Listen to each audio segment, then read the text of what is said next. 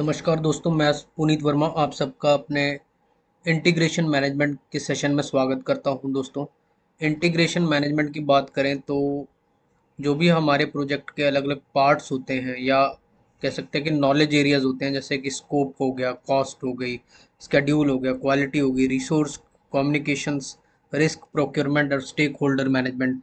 इन सब knowledge areas को जो है मैनेज करना, उनको समझना, ये सब जो है इंटीग्रेशन मैनेजमेंट का पार्ट है। इसमें इन सब एरियाज को जो है इंटीग्रेट किया जाता है और एक साथ जो है उनको काम में लाया जाता है। जो प्रोजेक्ट मैनेजर होता है उसका मेन रोल जो होता है वो इंटीग्रेशन मैनेजमेंट होता है। और उसको उसको बेसिकली समझना होता है कि जो अलग अलग कंपोनेंट्स हैं प्रोजेक्ट के, वो एक साथ कैसे फिट होंगे और उनको कैसे मैनेज करना पड़ेगा एक समय में। तो आइए देखते हैं आगे दोस्तों। दोस्तों, इंटीग्रेशन मैनेजमेंट एक ऐसा नॉलेज एरिया है जो ही इकलौता ऐसा नॉलेज एरिया जो हम हर प्रोसेस ग्रुप में जो है उसको जो है किया जाता है, परफॉर्म किया जाता है। इंटीग्रेशन मैनेजमेंट को इनिशिएशन के दौरान भी किया जाता है, प्लानिंग के दौरान भी किया जाता है, अ, आपके कंट्रोल, मॉनिटरिंग एंड कंट्रोल के दौरान भी किया जाता है और लास्ट में क्लोजिंग के दौरान भी किया जाता है इंटीग्रेशन मैनेजमेंट। प्रोजेक्ट मैनेजर को जो है बेसिकली ये रिस्पॉन्सिबिलिटी मिलती है और वो बेसिकली जगल करता है हर चीज़ को एक साथ लाने के लिए। उसको बैलेंस में रखना होता है सब कुछ। यही है मेन जो प्रोजेक्ट मैनेजर की रिस्पॉन्सिबिलिटी होती है दोस्तों। इंटीग्रेशन मैनेजमेंट में भी कुछ प्रोसेस होते हैं जो कि हमारे प्रोसेस ग्रुप्स में परफॉर्म किए जाते हैं, initiation, planning, monitoring and closing में। वो क्या होते हैं? सबसे पहले होता है develop project charter. Project charter बनता है, उसके बाद प्रोजेक्ट मैनेजमेंट प्लान बनता है। जब ये दोनों बन जाते हैं फिर उसके बाद जो प्रोजेक्ट वर्क होता है उसको डायरेक्ट और मैनेज किया जाता है। ठीक है दोस्तों, प्रोजेक्ट वर्क को मैनेज करने के बाद जो है जो नॉलेज निकल के आती है उसको मैनेज किया जाता है, प्रोजेक्ट की नॉलेज। फिर जो है प्रोजेक्ट को कंट्रोल किया जाता है, मॉनिटर किया जाता है, मेजरमेंट्स आते हैं। ठीक है दोस्तों, फिर इंटीग्रेटेड चेंज कंट्रोल आता है, उसके बाद परफॉर्म इंटीग्रेटेड चेंज कंट्रोल, और उसके बाद प्रोजेक्ट की क्लोजिंग हो जाती है या फेस की क्लोजिंग हो जाती है। तो आइए देखते हैं क्या क्या होता है। एक एग्जांपल लेते हैं, जैसे कि मान लो ब्रिज बनाना है, तो ब्रिज की क्वालिटी अच्छी होनी चाहिए, मैं सोच रहा हूँ। तो मतलब एज अ प्रोजेक्ट मैनेजर मैं सोच रहा हूँ कि ब्रिज की क्वालिटी अच्छी होनी चाहिए, तो मुझे कंसिडर करना पड़ेगा कॉस्ट और इसका जो स्केड्यूल होगा वो दोनों मुझे कंसिडर करना पड़ेगा। दोनों पे डिपेंडेंसी होगी, तो उस तरह से जो है मैं दोनों चीज़ों को मैनेज करूँगा और इंटीग्रेट करने की कोशिश करूँगा, बैलेंस करने की कोशिश करूँगा। दोस्तों, इंटीग्रेशन मैनेजमेंट का एक और एग्जांपल है कि अगर मैं सॉफ्टवेयर बना रहा हूँ और उसमें एक नया फीचर ऐड करना चाहता हूँ, ठीक है, जो कि बहुत इंपॉर्टेंट फीचर है, तो मुझे देखना पड़ेगा कि ये मेरे प्रोजेक्ट का स्कोप बढ़ा देगा, ये मेरे प्रोजेक्ट की कॉस्ट कितनी बढ़ा देगा, ये मेरे प्रोजेक्ट का स्केड्यूल या टाइम बढ़ा देगा, और बहुत सारे रिस्क जो है ऐड हो जाएंगे। सारी चीज़ें जो है मेरे को सबका जो इम्पैक्ट है वो मेज़र करना पड़ेगा, सबका इम्पैक्ट मुझे मेज़र करना पड़ेगा दोस्तों। इसी को कहते हैं integration management. I need to take into account the impact of this particular change on different knowledge area जो मैंने डिस्कस किया अभी। दोस्तों, डेवलप प्रोजेक्ट चार्टर। ये प्रोजेक्ट चार्टर जो है हमारे पहले जो सबसे पहला लेक्चर है उसमें आपको मिल जाएगा। दोस्तों, आगे बढ़ते हैं। दोस्तों, अगर बात करें एजाइल अप्रोच की या एजाइल मेथडोलॉजी की, इंटीग्रेशन मैनेजमेंट में सबसे पहले हम ये मान के चलते हैं कि जो कि हमारी प्रोजेक्ट टीम है वो लाइक डोमेन एक्सपर्ट हैं, और वो जो है वो खुद ही लाइक प्लान करते हैं और खुद ही डिलीवर करते हैं प्रोडक्ट को। ठीक है दोस्तों, जो कंट्रोल होता है वो पूरा का पूरा जो है प्रोजेक्ट टीम के पास होता है प्रोजेक्ट का, और वही रिस्पॉन्सिबल होते हैं उन प्लान्स को और कंपोनेंट्स को इंटीग्रेट करने के लिए। वही डिसाइड करेंगे कि उसमें से जो भी एक्टिविटीज़ होंगी वो कौन उसको परफॉर्म करेगा, कौन जो है वो प्रोजेक्ट के किस पार्ट को मैनेज करेगा, और वही डिसाइड करते हैं, जो ओवरऑल फ्लो होता है काम का उसको भी जो है प्रोजेक्ट टीम डिसाइड करती है। सो ये है कंसिडरेशन जब हम यूज़ करते हैं एजाइल अप्रोच। तो आगे बढ़ते हैं दोस्तों। सो एजाइल में प्रोजेक्ट मैनेजर का क्या रोल होता है? प्रोजेक्ट मैनेजर का रोल होता है कि वो एक कोलैबोरेटिव डिसीजन मेकिंग करता है, जिसमें वो सबको इन्वॉल्व करता है डिसीजन मेकिंग में, और सब लोग अपने इंसाइट्स शेयर करते हैं ताकि हमें प्रोजेक्ट में सक्सेस मिले। दोस्तों, जो प्रोजेक्ट मैनेजर होता है वो पूरी की पूरी प्रोजेक्ट टीम को सपोर्ट करता है, हेल्प करता है अगर कोई भी चैलेंज फेस करता है तो। सो इस तरह से जो है टीम जो है रिस्पॉन्ड करती है कोई भी चैलेंज आता है उसके लिए। और इसमें क्या होता है कि इसमें जो हमारे टीम मेंबर्स होते हैं उनके पास ब्रॉडर लेवल के स्किल सेट होते हैं। वो जर्नलिस्ट होते हैं अपने एरिया में, जर्नलिस्ट्स होते हैं अपने एरिया में। तो इसमें सिर्फ एक एरिया में स्पेशलिस्ट नहीं होते, उनको मल्टीपल स्किल सेट होता है उनके पास एजाइल प्रोजेक्ट टीम्स में। तो जिसकी वजह से जो है वो मल्टीपल एरियाज जो होते हैं प्रोजेक्ट के उसमें कंट्रीब्यूट करते हैं, उसको समझते हैं। ठीक है दोस्तों। तो ये सारी चीज़ें जो हैं हमें कंसिडर करनी पड़ती हैं एजाइल एडेप्टिव एनवायरनमेंट में, इंटीग्रेशन मैनेजमेंट में, जब हम इंटीग्रेशन कर रहे हैं। सो दोस्तों, अब आता है कि हमारे सामने दो प्रोजेक्ट हैं प्रोजेक्ट मैनेजर के पास, उसको सिलेक्शन करना है कि कौन सा प्रोजेक्ट चूज़ करूं। तो वो कैसे करता है? तो कौन से मेथड्स हैं जो यूज़ किए जाते हैं प्रोजेक्ट को इनिशिएट करने के लिए और सिलेक्शन करने के लिए? तो दो तरह के मेथड हैं। सबसे पहला है बेनिफिट मेजरमेंट मेथड। बेनिफिट्स देखते हैं किस प्रोजेक्ट में है जो है कंपैरेटिवली ज़्यादा बेनिफिट है।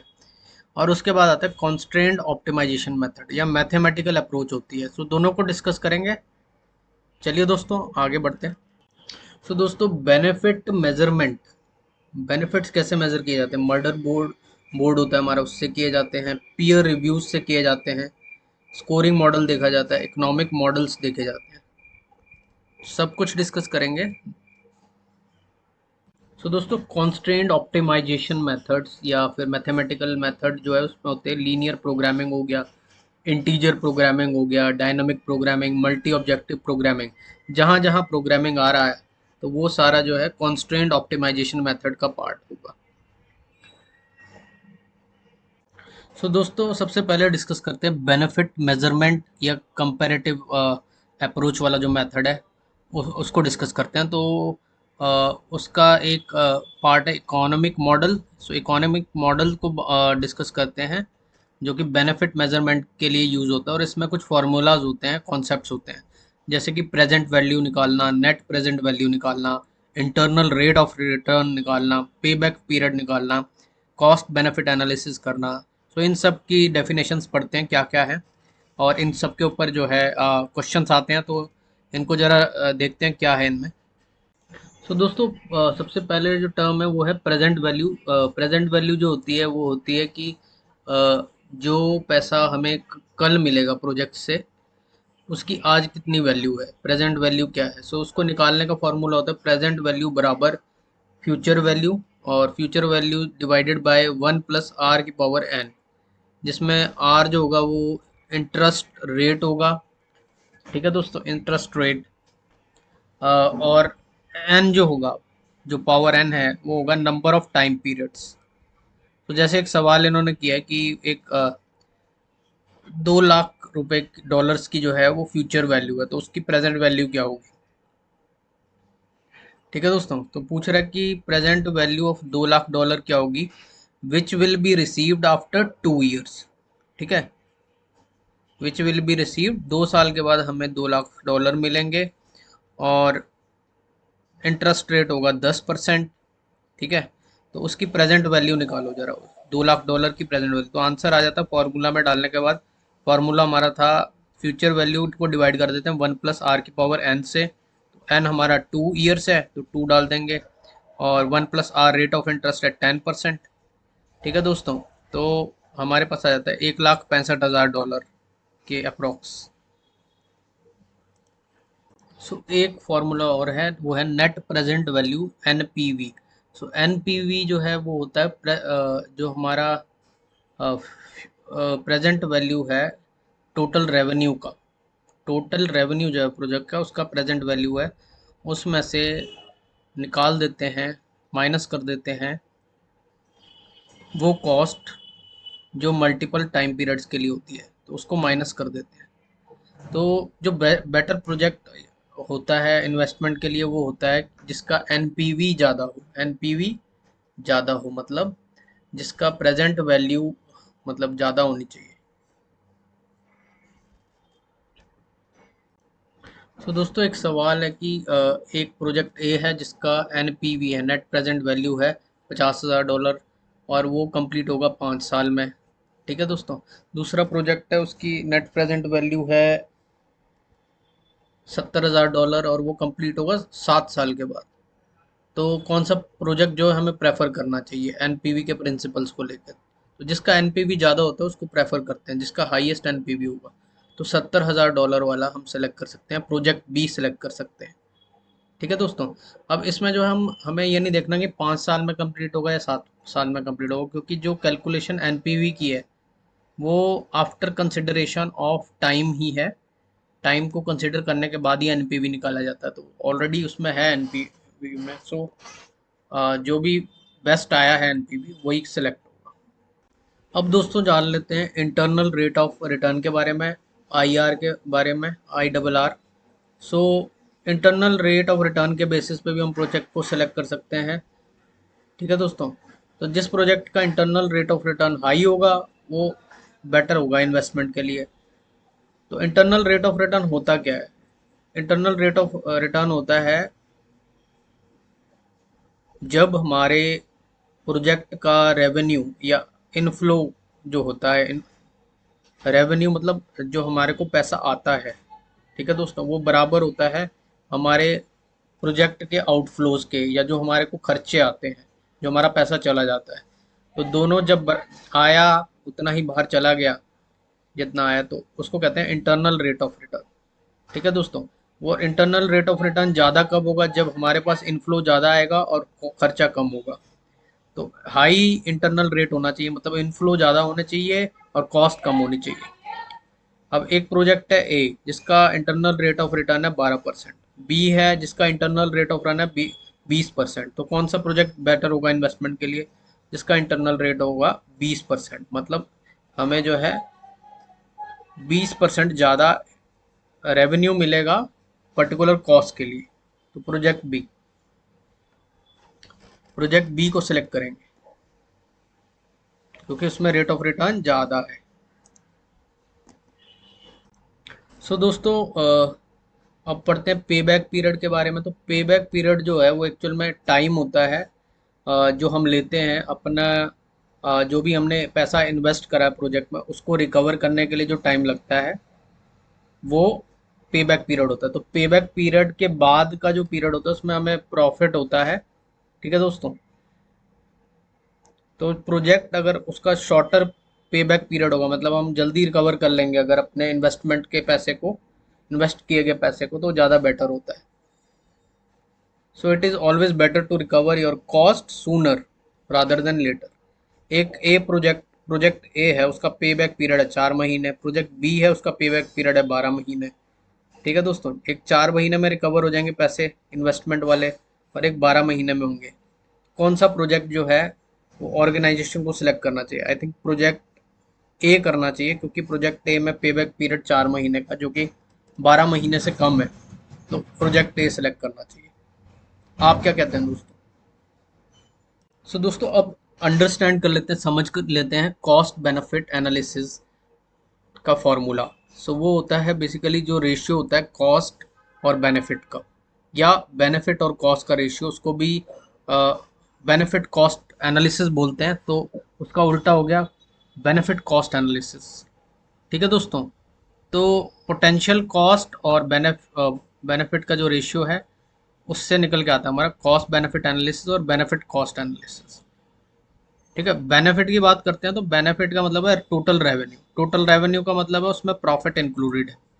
ठीक है दोस्तों, तो कितना खर्चा आया प्रोजेक्ट पे, कितना इन्वेस्टमेंट हुआ, कॉस्ट मतलब, और कितना बेनिफिट मिला, मतलब बेनिफिट ज़्यादा होना चाहिए। बेनिफिट का मतलब है कि रेवेन्यू, रेवेन्यू का मतलब है मतलब उसमें जो कॉस्ट भी होगी और प्लस प्रॉफिट भी होगा। ठीक है दोस्तों।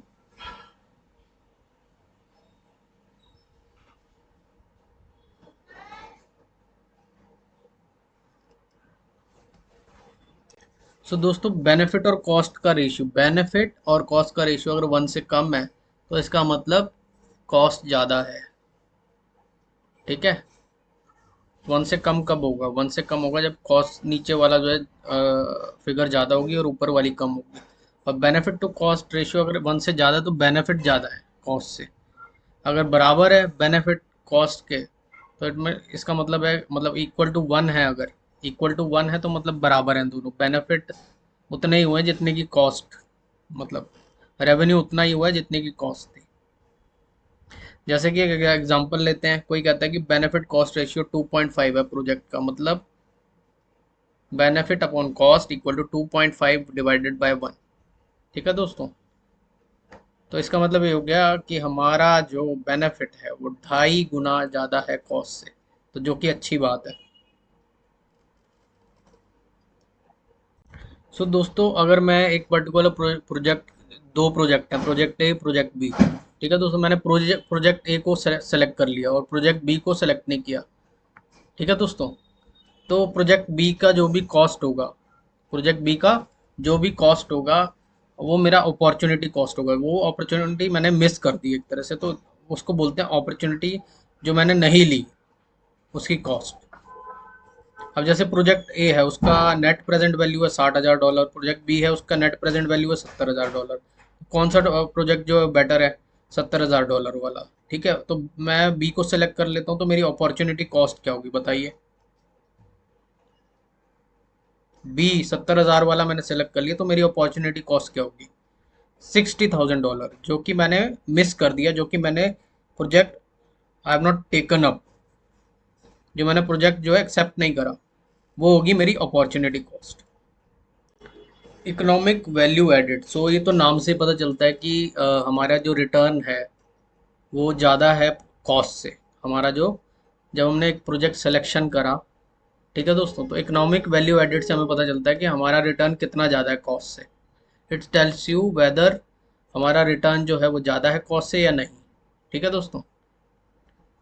आगे आता है संक कॉस्ट। तो संक कॉस्ट जो है वो होती है वो कॉस्ट जिनको हम रिकवर नहीं कर सकते, जो खर्चा हो गया लेकिन उसको रिकवर नहीं किया जा सकता।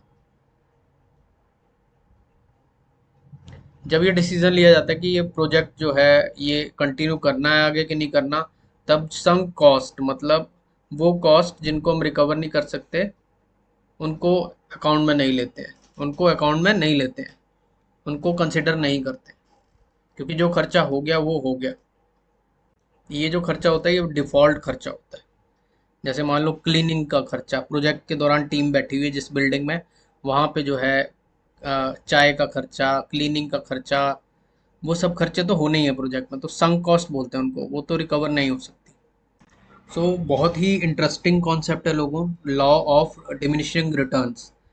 मतलब रिटर्न्स जो है हमारे कम होते जा रहे हैं, डिमिनिश होते जा रहे हैं जैसे जैसे हम रिसोर्सेज को बढ़ा रहे हैं। मान लो एक लेबर है जो 10 कार के जो पुर्जे हैं वो बनाता है, 2 लेबर कर देंगे तो वो दोनों मिलके जो 15 बनाते हैं। ठीक है। और 3 कर दिए लेबर तो 17 बनाते हैं। तो ऐसा क्यों हो रहा है? मतलब डबल क्यों नहीं हो जा रहे कार पार्ट्स? क्योंकि अब उन रिसोर्सेज को जो है मैनेज भी करना ज़रूरी है, उन रिसोर्सेज को मैनेज भी करना ज़रूरी है और उसके लिए जो है अलग से कॉस्ट लगेगी। तो हो क्या रहा है, जैसे जैसे बंदे बढ़ रहे हैं हमारी प्रोडक्टिविटी जो है कम होती जा रही है। ठीक है।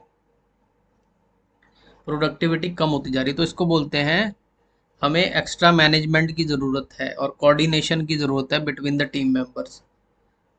जो नहीं होगी तो प्रोडक्टिविटी होगी, वो सॉरी प्रोडक्टिविटी कम हो जाएगी। तो इसको बोलते हैं लॉ ऑफ डिमिनिशिंग रिटर्न्स। सो दोस्तों जो पैसा कंपनी के पास है इन्वेस्ट करने के लिए, बचा हुआ पैसा है इन्वेस्ट करने के लिए बेसिकली प्रोजेक्ट में, उसको वर्किंग कैपिटल बोलते हैं। क्या बोलते हैं? Working capital. और जो हमारा वर्किंग कैपिटल है वो हमारे जो करंट एसेट्स हैं उसके बराबर होता है।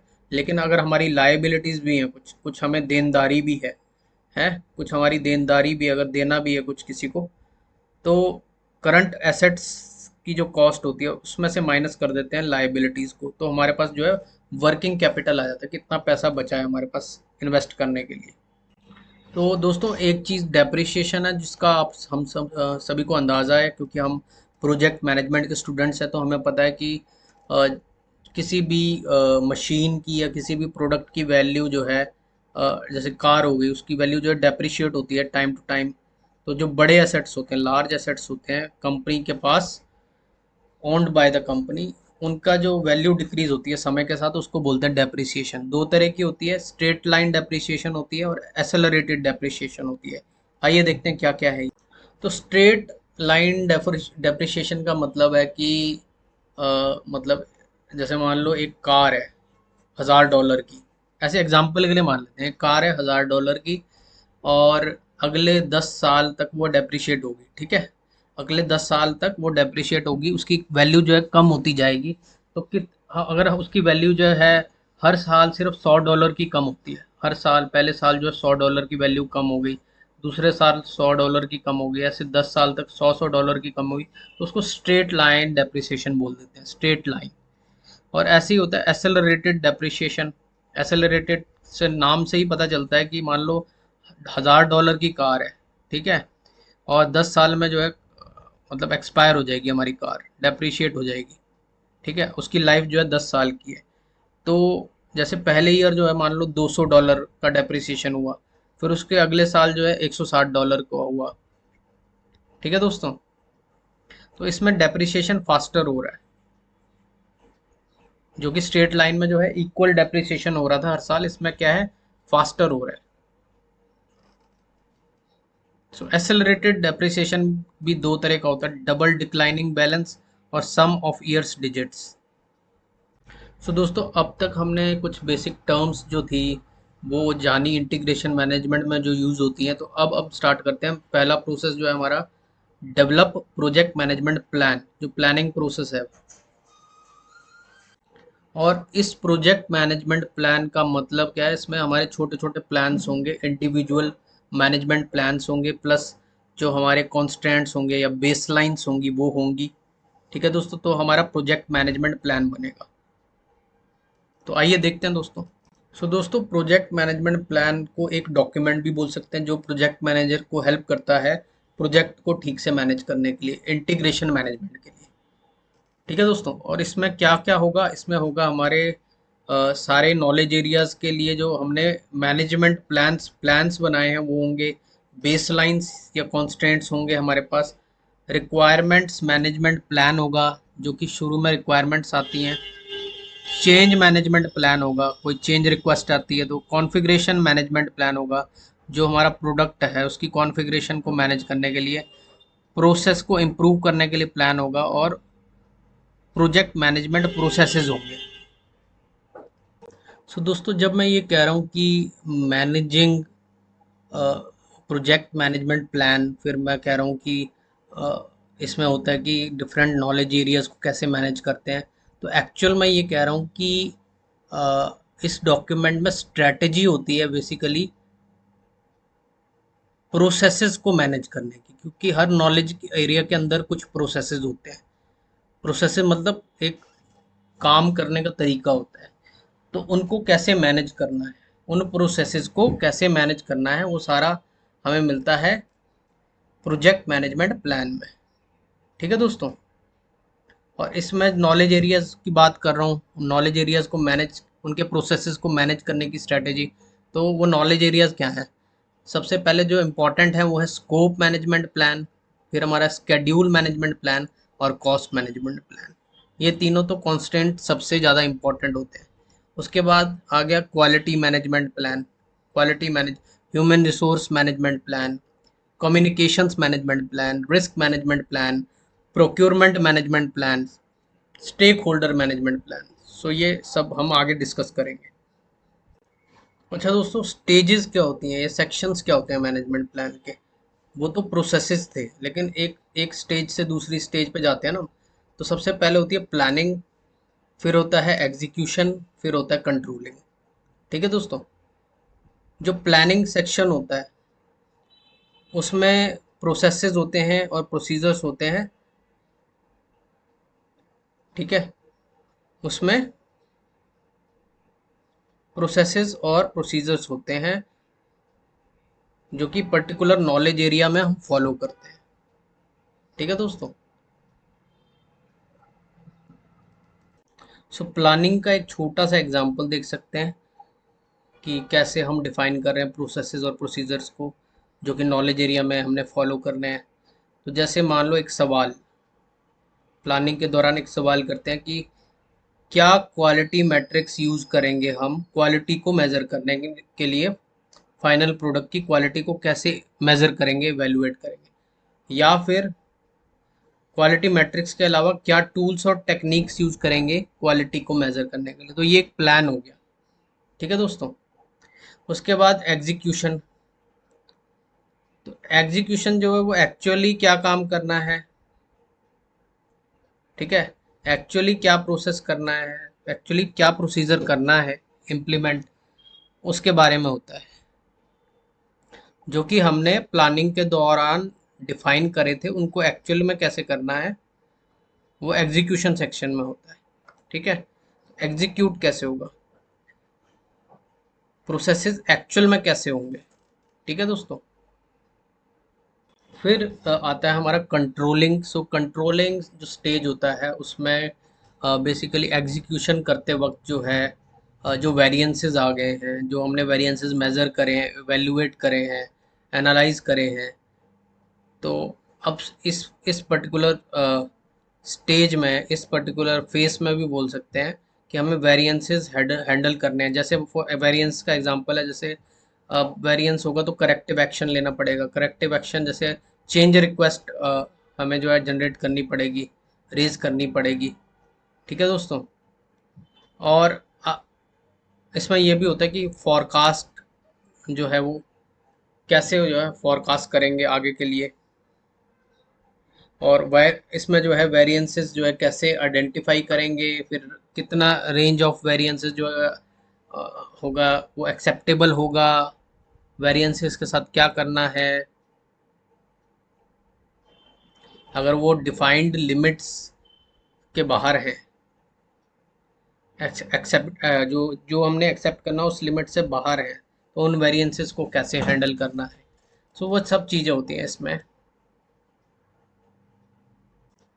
सो दोस्तों अब आती है हमारी बेस लाइन, जिसके जिस मतलब अ, ऐसा मतलब कह सकते हैं कि ऐसा परफॉर्मेंस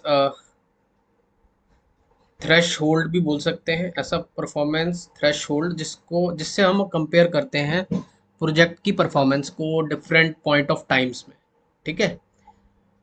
जब प्रोजेक्ट हमारा प्रोग्रेस कर रहा है तो अलग अलग, जैसे हम जैसे जैसे आगे बढ़ेंगे तो हम अपने प्रोजेक्ट को जो है उसकी परफॉर्मेंस को इवेलुएट भी करेंगे, तो उस किसके अगेंस्ट करेंगे, वो होती है हमारी बेस लाइन्स, वो होते हैं बेस लाइन क्राइटेरियाज।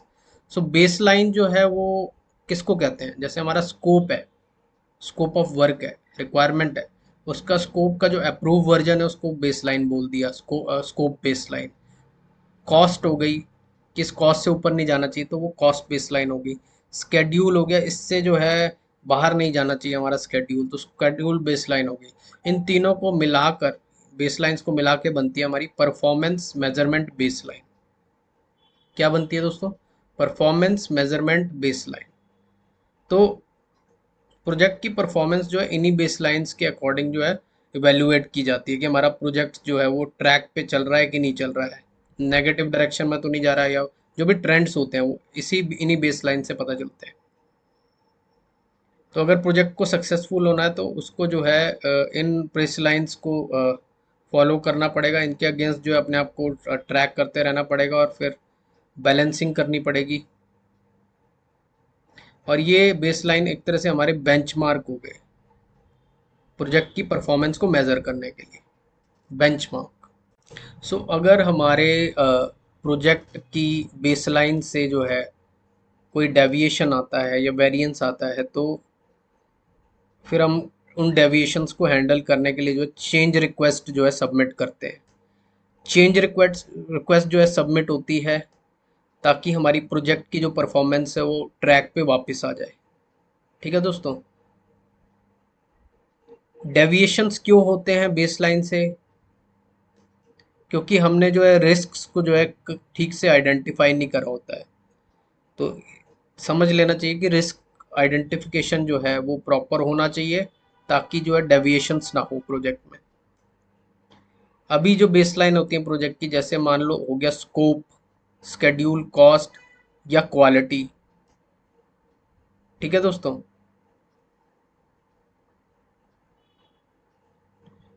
जो प्रेजेंट बेसलाइन है उसकी बात करो। प्रेजेंट में जो बेसलाइन है वो हमारी ओरिजिनल बेसलाइन प्लस जो भी बेसलाइन के अप्रूव चेंजेस हैं, जो अप्रूव हो गए हैं फाइनली बेसलाइन पे चेंजेस जो रिक्वेस्ट की गई थी, तो वो करंट बेसलाइन ऑफ प्रोजेक्ट उसको बोलते हैं। ठीक है, प्रेजेंट बेसलाइन ऑफ प्रोजेक्ट। कि अब चेंजेस भी आए हैं बेसलाइन में और उसको रिक्वेस्ट जो अप्रूव भी हो गई, तो अब बेसलाइंस हमें चेंज करनी पड़ेंगी, तो करंट बेसलाइन हो गई। तो दोस्तों तीनों बेसलाइंस के बारे में जान लेते हैं, जो तीनों इंपॉर्टेंट बेसलाइंस होती हैं या कॉन्स्टेंट्स होते हैं। पहली आती है स्कोप बेसलाइन। स्कोप बेसलाइन में जो है हमारा डिफाइन किया गया होता है कि ये काम करना है, ये वर्क पैकेजेस हैं, और फिर उनकी डिटेल्स होती है वर्क ब्रेकडाउन स्ट्रक्चर में। ठीक है दोस्तों। फिर सॉरी, वर्क ब्रेकडाउन स्ट्रक्चर में जो है समरी होती है और डिटेल्स होती है WBS डिक्शनरी में। ठीक है दोस्तों। फिर एक डिस्क्रिप्शन होता है प्रोजेक्ट का और डिटेल्स होती हैं वो प्रोजेक्ट स्कोप स्टेटमेंट में होती है। तो तीन तरह के डॉक्यूमेंट हो गए स्कोप बेसलाइन में। अप्रूव डॉक्यूमेंट बोलते हैं उनको। प्रोजेक्ट स्कोप स्टेटमेंट होगी जिसमें डिस्क्रिप्शन होगा, पूरी डिटेल होगी प्रोजेक्ट की। उसके बाद वर्क ब्रेकडाउन स्ट्रक्चर हो गया जिसमें वर्क पैकेजेस में ब्रेक किया होगा सब कुछ, एक्टिविटीज में ब्रेक किया होगा। फिर WBS डिक्शनरी होगी, वर्क ब्रेकडाउन स्ट्रक्चर की डिक्शनरी, मतलब जिसमें टोटल डिटेल्स होंगी हर वर्क पैकेज की। फिर आता है हमारा स्केड्यूल बेसलाइन। तो स्केड्यूल बेसलाइन में क्या होगा, उसमें स्केड्यूल होगा और टाइमलाइंस होंगी जो कि प्रोजेक्ट को फॉलो करनी होंगी। और जब मैं ऐसा कहता हूँ कि टाइमलाइन, तो इसका मतलब है कि जो भी एक्टिविटी है प्रोजेक्ट में हमने डिफाइन करी है या वर्क पैकेज डिफाइन करा, उसकी एक स्टार्टिंग डेट और एंडिंग डेट होगी स्केड्यूल बेसलाइन में, और ये अप्रूव्ड होगा। उसके बाद होती है कॉस्ट बेसलाइन। कॉस्ट बेसलाइन में क्या होगा, कॉस्ट बेसलाइन में सारे के सारे एक्सपेंसेस होंगे। ठीक है तो हर एक्टिविटी का जो है एक्सपेंसेस होगा, मतलब जो मनी अप्रूव की गई है प्रोजेक्ट में यूज करने के लिए, वो कॉस्ट बेसलाइन होती है। ठीक है दोस्तों, अब बजट भी कह सकते हैं उसको। टाइम सेंसिटिव है कि किस पॉइंट ऑफ टाइम में प्रोजेक्ट के दौरान जो है कितने फंड्स रिक्वायर्ड होंगे, तो वो भी कॉस्ट बेसलाइन से ही पता चलता है। जैसे मान लो कोडिंग वाला जो फेस है वो स्टार्ट होगा, तो कितना पैसा खर्च होगा, कितनी कॉस्ट लगेगी डेवलपर्स की, और जो भी हमारे ह्यूमन रिसोर्सेज के अलावा जो अदर रिसोर्सेज है, सॉफ्टवेयर रिसोर्सेज है, उनमें कितना पैसा लगेगा, तो एक कॉस्ट बेस लाइन से पता चलता है हमें। दोस्तों अब हमारा अगला प्लान आता है कि जो रिक्वायरमेंट्स हैं उनको कैसे मैनेज किया जाएगा। ठीक है, मैनेज रिक्वायरमेंट्स का मतलब ये कि सबसे पहले रिक्वायरमेंट्स को गैदर कैसे किया जाएगा, फिर जब रिक्वायरमेंट्स आ जाएंगी हमारे पास उनको लिस्ट कैसे बनाई जाएगी और प्रायोरिटाइजेशन कैसे किया जाएगा, फिर उनको मैनेज कैसे किया जाएगा और कंट्रोल कैसे किया जाएगा रिक्वायरमेंट्स को। ठीक है दोस्तों, उसके बाद हमारा आता है process improvement plan. Process improvement plan जैसा कि नाम से ही समझ आ रहा है, इम्प्रूवमेंट, मॉनिटरिंग एंड इम्प्रूवमेंट। सो इस प्लान में क्या हो लिखा होगा, इस प्लान डॉक्यूमेंट में लिखा होगा कि प्रोजेक्ट को कैसे इम्प्रूव करने हैं, प्रोसेसेस, प्रोजेक्ट के प्रोसेसेस कैसे इम्प्रूव करने हैं। तो एग्जिस्टिंग जो प्रोसेसेस हैं उनको कैसे एनालाइज करना है, और फिर रिकमेंडेशंस होंगी उनको इम्प्रूव करने की, ताकि ज़्यादा से ज़्यादा एफिशिएंसी आ सके, अच्छी मतलब ज़्यादा से ज़्यादा आउटपुट हमें मिल सके या मॉनेटरी बेनिफिट मिल सके। सो दोस्तों रिक्वायरमेंट मैनेजमेंट प्लान बहुत इंपॉर्टेंट है, क्योंकि प्रोजेक्ट के शुरू में अगर हमारी सारी की सारी रिक्वायरमेंट्स क्लियर हो जाती हैं तो आगे जो है रिस्क के चांसेस कम हो जाते हैं। अब दोस्तों रिक्वायरमेंट के बाद जो है वो हमारा चेंज मैनेजमेंट प्लान आता है। कोई भी चेंजेस आते हैं उनको कैसे मैनेज करना है, मतलब प्रोजेक्ट मैनेजर हमारा चेंजेस को कैसे मैनेज करेगा, उसको उसके डिटेल्स जो है हमें चेंज मैनेजमेंट प्लान में मिलती है। और इसमें क्या होता है, इसमें हम जो है फोकस करते हैं टू आइडेंटिफाई चेंजेस, ठीक है, उनको डॉक्यूमेंट करना, उनको मैनेज करना टू द प्रोजेक्ट, फिर चेंजेस को जो है प्रोजेक्ट बेसलाइंस में इम्प्लीमेंट करना, चाहे वो स्कोप हो, चाहे स्केड्यूल हो, चाहे कॉस्ट हो। सो यहाँ पे हमारा फोकस होता है प्रोसेसेस पे बेसिकली और बेसलाइंस पे। अब फाइनली दोस्तों, अगर हमने प्रोजेक्ट मैनेजमेंट प्लान में कोई चेंजेस इम्प्लीमेंट करने हैं तो उसके लिए जो होता है चेंज कंट्रोल सिस्टम होता है, CCS। ठीक है दोस्तों, चेंज कंट्रोल सिस्टम जो है वो बहुत इंपॉर्टेंट पार्ट होता है प्रोजेक्ट मैनेजमेंट का। और उसमें जो है हमारा प्रोजेक्ट मैनेजमेंट इंफॉर्मेशन सिस्टम जो होता है हर ऑर्गेनाइजेशन के पास होता है। तो उसमें जो है बेसिकली जो है चेंजेस जो है वो इम्प्लीमेंट किए जाते हैं, जो प्रोसेस है उसके थ्रू जो है वो मैनेज किया जाता है। ये जो चेंज कंट्रोल सिस्टम होता है इसमें सारे प्रोसीजर होते हैं जो हमें हेल्प करते हैं प्रोजेक्ट में चेंजेस करने के लिए, लाइक प्रोजेक्ट मैनेजमेंट प्लान में चेंजेस करने के लिए ऑर्गेनाइज मैनर में। होता क्या है इसमें, कुछ लोगों का चेंज कंट्रोल बोर्ड बनाया जाता है जिसमें एक्सपर्ट्स होते हैं, टीम मेंबर्स होते हैं, वो डिसीजन लेते हैं रिगार्डिंग चेंजेस और उनको अप्रूव करते हैं। तो या तो अप्रूव करेंगे या रिजेक्ट करेंगे। और उसके लिए जो सिस्टम यूज होता है वो होता है PMIS या प्रोजेक्ट मैनेजमेंट इंफॉर्मेशन सिस्टम। सो दोस्तों, एक समरी डिस्कस कर लेते हैं। अभी तक हमने जो है सबसे पहले रिक्वायरमेंट्स मैनेज करी, सीखा कि रिक्वायरमेंट मैनेजमेंट प्लान क्या होता है। फिर उसके बाद जो है मेन जो है हमारा चेंज मैनेजमेंट प्लान के बारे में जाना। फिर अब जानते हैं कॉन्फ़िगरेशन मैनेजमेंट प्लान। ठीक है, तो जो प्रोडक्ट की कॉन्फ़िगरेशन है, जब जो प्रोडक्ट के करेक्टरिस्टिक हैं या स्पेसिफिकेशन है उनको कॉन्फ़िगरेशन कहते हैं।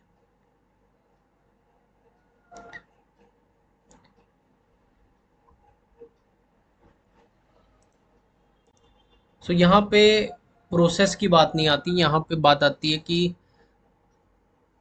अगर चेंज आता है प्रोडक्ट में या डिलीवरेबल में तो उसको कैसे डील किया जाता है, ये सब कॉन्फ़िगरेशन मैनेजमेंट में होता है। ठीक है दोस्तों, चेंज अगर प्रोसेस में आता है फिर उसको जो है प्रोजेक्ट मैनेजमेंट इंफॉर्मेशन सिस्टम के थ्रू जो है हमारा चेंज कंट्रोल बोर्ड मैनेज करता है प्रोसेस में जो आता है। लेकिन यहाँ प्रोडक्ट में चेंजेस की बात होती है तो वो कॉन्फ़िगरेशन मैनेजमेंट प्लान में होता है। ठीक है दोस्तों, और डॉक्यूमेंटेशन होती है उसकी पूरी।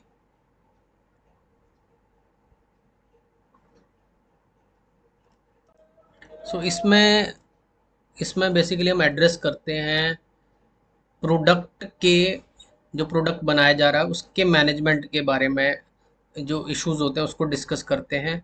और ये देखते हैं, इंश्योर करते हैं कि सभी लोगों के पास जो है वो एक करेक्ट और अपडेटेड वर्जन होना चाहिए प्रोडक्ट के स्पेक्स का।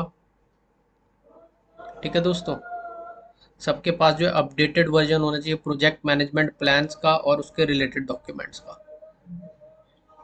ठीक है, इसमें तीन तरह की एक्टिविटीज़ होती हैं, कॉन्फ़िगरेशन या प्रोडक्ट स्पेक्स को आइडेंटिफाई करना, कॉन्फ़िगरेशन स्टेटस अकाउंटिंग। ठीक है दोस्तों, उसका स्टेटस क्या है उसको अकाउंट करना किसी सिस्टम पे। और उसके बाद configuration verification and audit, configuration का वेरिफिकेशन करना या जैसे इंस्पेक्शन करते थे वेरिफिकेशन करना और ऑडिट करना।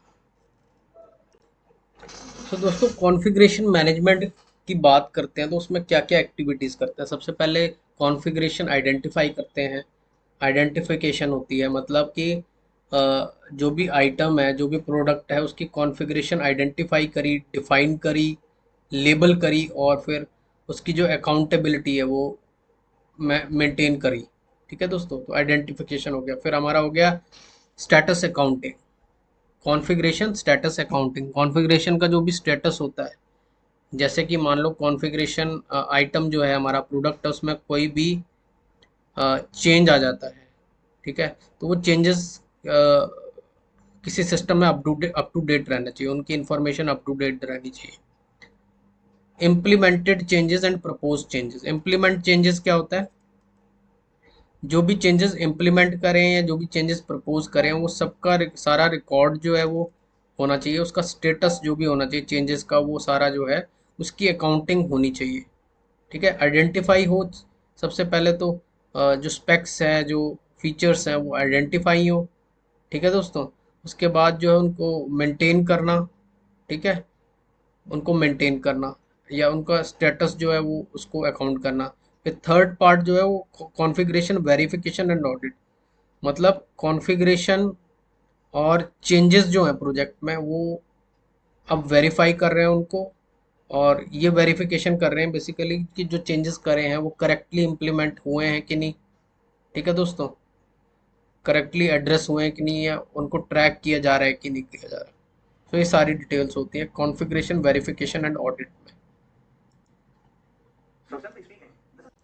जैसे दोस्तों गिटहब है, तो गिटहब एक कॉन्फ़िगरेशन मैनेजमेंट सिस्टम है डेवलपमेंट टीम के लिए। ठीक है दोस्तों, सो कॉन्फ़िगरेशन मैनेजमेंट सिस्टम जो है वो बेसिकली ट्रैक करने के लिए होता है, चेंजेस को ट्रैक करने के लिए होता है, चेंजेस को कंट्रोल करने के लिए होता है प्रोजेक्ट डॉक्यूमेंट्स में ड्यूरिंग द प्रोजेक्ट। तो हमारे प्रोजेक्ट डॉक्यूमेंट्स में जो भी चेंजेस हो रहे हैं उनको ट्रैक करने के लिए और उनको कंट्रोल करने के लिए कॉन्फ़िगरेशन मैनेजमेंट सिस्टम यूज़ होता है। जैसे कि होता है PMIS, project management information system. ठीक है दोस्तों, ट्रैक करने के लिए और चेंजेस को कंट्रोल करने के लिए। उसके बाद कॉन्फ़िगरेशन मैनेजमेंट सिस्टम का जो पर्पस होता है वो होता है कि सबके पास जो है अपडेटेड वर्जन हो प्रोजेक्ट डॉक्यूमेंट्स का, अप टू डेट, मतलब अभी तक क्या प्रोग्रेस हुई है प्रोजेक्ट में उसका डॉक्यूमेंट्स अपडेटेड डॉक्यूमेंट होना चाहिए। उसके बाद इसमें जो है डॉक्यूमेंटेशन किया जाता है फिजिकल फीचर जो है प्रोडक्ट के और फंक्शनल फीचर जो है प्रोडक्ट के, उनको, फिर रिकॉर्ड्स को, फिर reports about any changes made to the product. ठीक है दोस्तों, जो भी फीचर्स हैं प्रोडक्ट के, जो भी फंक्शनल फीचर्स हैं और फिजिकल फीचर्स हैं, उन सबको रिकॉर्ड किया जाता है, डॉक्यूमेंट किया जाता है, और अगर कोई चेंजेस किए गए हैं उनकी रिपोर्ट्स जो है वो भी मैनेज करी जाती हैं कॉन्फ़िगरेशन मैनेजमेंट सिस्टम। तो दोस्तों कॉन्फ़िगरेशन मैनेजमेंट में और चेंज मैनेजमेंट में, इन दोनों में क्या अंतर है ये पूछा जा सकता है। तो ये हमें अपने माइंड में मतलब सोचना है कि कॉन्फ़िगरेशन मैनेजमेंट जो है प्रोडक्ट से रिलेटेड है, प्रोडक्ट में जो चेंजेस होते हैं उससे रिलेटेड है, या प्रोडक्ट बेसलाइंस में जो चेंजेस किए जाते हैं उससे रिलेटेड है। लेकिन चेंज मैनेजमेंट जो है वो बेसिकली प्रोजेक्ट के बारे में है, प्रोजेक्ट की बेसलाइंस में जो चेंजेस होते हैं उसके बारे में चेंज मैनेजमेंट। तो ये डिफरेंस हमें याद रखने की जरूरत है। सो दोस्तों अब हमारे पास प्रोजेक्ट मैनेजमेंट प्लान है। ठीक है, तो अब प्लान है तो अब उसको अप्रूव कराना है। ठीक है दोस्तों, तो सबसे पहले जो है प्रोजेक्ट मैनेजमेंट प्लान को जो है वो टीम को शो करते हैं और देखते हैं कि वो एग्री होते हैं उससे कि नहीं। अगर वो एग्री होते हैं तो देन उसके ऊपर जो है अप्रूवल लिया जाता है हमारे स्पॉन्सर का, हमारी मैनेजमेंट का। ठीक है दोस्तों, या और कोई स्टेक होल्डर है उनका। तो डेवलप होने के बाद जो है स्टेक होल्डर्स और हमारा प्रोजेक्ट का जो स्पॉन्सर है उसको रिव्यू करता है।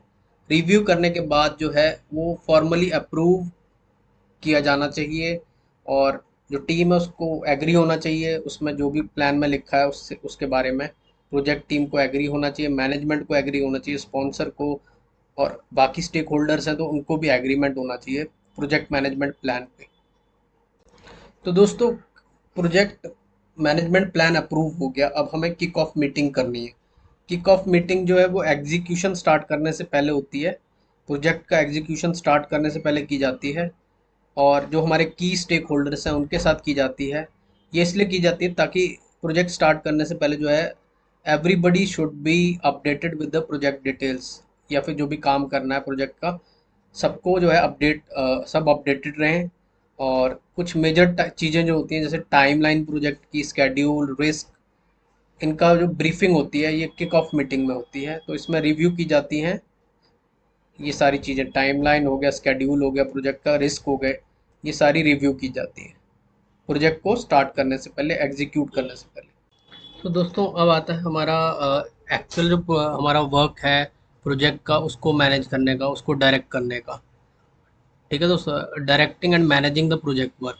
सो ये जो प्रोसेस है हमारा, इसमें प्रोजेक्ट मैनेजर जो है काम करवाता है प्रोजेक्ट में। जो भी गाइडलाइंस हमें दी गई हैं प्रोजेक्ट मैनेजमेंट प्लान के अकॉर्डिंग, उसमें जो है काम करवाया जाता है। Direct project management, sorry, direct and manage project work process में। सो इसमें इम्प्लीमेंटेशन होता है। ठीक है दोस्तों, जो अप्रूव चेंजेस होते हैं प्रोजेक्ट में, उनका इम्प्लीमेंटेशन भी होता है इसमें। जो अप्रूव चेंजेस होते हैं प्रोजेक्ट में, उनको इम्प्लीमेंट किया जाता है इसमें। तो दोस्तों यहाँ पे क्या है, यहाँ पे हमने direct and manage project work process के अंदर जो है हम बेसिकली जो हमारे डिलीवरेबल हैं उनको डिलीवर करवाते हैं। ठीक है, तो डिलीवरेबल प्रोड्यूस होते हैं इसमें। दूसरी चीज़ है इसमें जो भी वर्क रिलेटेड परफॉर्मेंस है उसका डेटा जनरेट किया जाता है। ठीक है, मतलब हमारा जो काम है वो ठीक से परफॉर्म हो रहा है कि नहीं हो रहा है, तो वो डेटा, और इसमें जो चेंजेस रिक्वेस्ट होते हैं उनको इम्प्लीमेंट किया जाता है। जो भी अप्रूव चेंजेस होते हैं उनका इम्प्लीमेंटेशन इसमें होता है। ठीक है दोस्तों, इस प्रोसेस के दौरान, और इसमें लोगों को मैनेज भी किया जाता है और उनको प्रोजेक्ट में इन्वॉल्व भी किया जाता है। So it's kind of execution. तो दोस्तों जब एग्जीक्यूशन हो जाता है या direct and manage project work process हो जाता है, तो उसके बाद जो है हम जो उससे नॉलेज जनरेट होती है प्रोजेक्ट में, जो भी नॉलेज जनरेट होती है उसको मैनेज किया जाता है। सो इसमें क्या है, इसमें जो है पास्ट के जो प्रोजेक्ट्स हैं उनसे जो है नॉलेज यूज़ की जाती है। ठीक है, हिस्टोरिकल जो प्रोजेक्ट है उनसे जो नॉलेज मिलती है उसको यूज़ किया जाता है, और इसमें नई नॉलेज जो है वो क्रिएट की जाती है। ठीक है दोस्तों, अपने करंट प्रोजेक्ट से नई नॉलेज क्रिएट की जाती है फ्यूचर प्रोजेक्ट्स के लिए। तो पास्ट इंफॉर्मेशन का मतलब है पिछले जो हमारे प्रोजेक्ट थे, हिस्टोरिकल प्रोजेक्ट जो थे हमारे, उसमें जो है हमने ऐसा क्या करा था जिससे हमें प्रोजेक्ट में सक्सेस मिली है, वो जो है स्टडी किए जाते हैं। उसके बाद फेलियर किन किन वजह से हुआ था, क्या मिस्टेक की थी जिनसे प्रोजेक्ट जो है फेल हो गया, तो वो चीज़ जो है कंसिडर करी जाती है। ठीक है दोस्तों, मैनेज प्रोसेस नॉलेज प्रोसेस में, प्रोसेस की नॉलेज का प्रोसेस है ये, उसको मैनेज करना, कैसे मैनेज करना है। सो पर्पस जो है बेसिकली उस इंफॉर्मेशन का इस्तेमाल करना एज अ गाइडलाइन। गाइडलाइन किस लिए, to make any improvements, to ensure success, और to avoid failures on future projects. ठीक है दोस्तों, नॉलेज, इस इंफॉर्मेशन को यूज़ किया जाता है इम्प्रूवमेंट्स करने के लिए, सक्सेस इंश्योर करने के लिए, फेलियर्स को अवॉइड करने के लिए, और फ्यूचर प्रोजेक्ट्स के लिए, जो फ्यूचर प्रोजेक्ट्स हैं हमारे उनमें। सो दोस्तों ये जो प्रोजेक्ट की नॉलेज होती है कितने टाइप की होती है, एक्सप्लिसिट नॉलेज होगी या टैसिट नॉलेज होगी। दो तरह की नॉलेज होती है, इन दोनों को डिस्कस करते हैं। सो दोस्तों एक्सप्लिसिट नॉलेज जो होती है, जो लिखित में होती है, जो डॉक्यूमेंट्स के फॉर्म में होती है, जो वर्ड्स नंबर्स फैक्ट्स के फॉर्म में शेयर की जाती है, उसको शेयर करने के लिए जो है कॉन्टेक्स्ट को समझाना पड़ता है, इलेबोरेट करना पड़ता है। ठीक है दोस्तों, कई बार ये लिखित इन्फॉर्मेशन समझ में नहीं आती, तो आपको कॉन्टेक्स्ट समझाना पड़ता है या इलेबोरेट करना पड़ता है। टैसिट नॉलेज हो गई, वो थोड़ा सा डिफरेंट है लिखित नॉलेज से। वो होता है किसी का पर्सनल एक्सपीरियंस, किसी एक्सपर्ट का अंडरस्टैंडिंग। ठीक है दोस्तों, इसमें कम्युनिकेट करना डिफ़िकल्ट होता है इस पर्टिकुलर टैसिट नॉलेज को, क्योंकि इसमें जो है चीज़ें होती हैं जो आप जॉब के दौरान सीखते हो, जो कि आपको बुक्स में नहीं मिलेंगी, जो आपको गाइडलाइंस में नहीं मिलेंगी। ये एक एक्सपीरियंस है। ठीक है, एक्सपीरियंस के बेसिस पे जो नॉलेज होती है, इनर लर्निंग भी कह सकते हैं इसको। और ये तो अगर शेयर करनी है तो ये गैदरिंग करनी पड़ती है, डिस्कशन करनी पड़ती है, उसमें इंटरेक्शंस करने पड़ते हैं, सोशल और पर्सनल। ठीक है, लोगों के बीच में। तो ये नॉलेज जो है इस तरह से शेयर की जाती है, ये डॉक्यूमेंट्स के फॉर्मेट में नहीं होती, ये पर्सनल एक्सपीरियंस है। सो फ्रेंड्स, कौन से ऐसे टूल्स और टेक्निक्स हैं जिनसे हम नॉलेज को मैनेज करते हैं, तो आइए देखते हैं। सो नॉलेज मैनेजमेंट से समझते हैं कि लोगों को एक ऐसा एनवायरनमेंट प्रोवाइड करना जिसमें वो अपनी नॉलेज को शेयर करें ओपनली। ठीक है दोस्तों, एक एक विश्वास का एनवायरनमेंट, ट्रस्ट का एनवायरनमेंट, जिसमें कोई भी जो है वो अपने तक ना रखे सीमित नॉलेज को, और बेसिकली वो मोटिवेट हो अपनी नॉलेज शेयर करने के लिए। तो जो भी उनकी लर्निंग्स हैं उसको शेयर करते हैं लोग, टीम।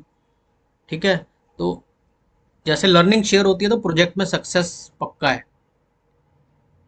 ठीक है दोस्तों, तो सो नॉलेज शेयर करेंगे तो नए सॉल्यूशंस आएंगे, आइडियाज़ आएंगे, प्रॉब्लम सॉर्ट आउट होंगी, तो प्रोजेक्ट सक्सेसफुल होगा।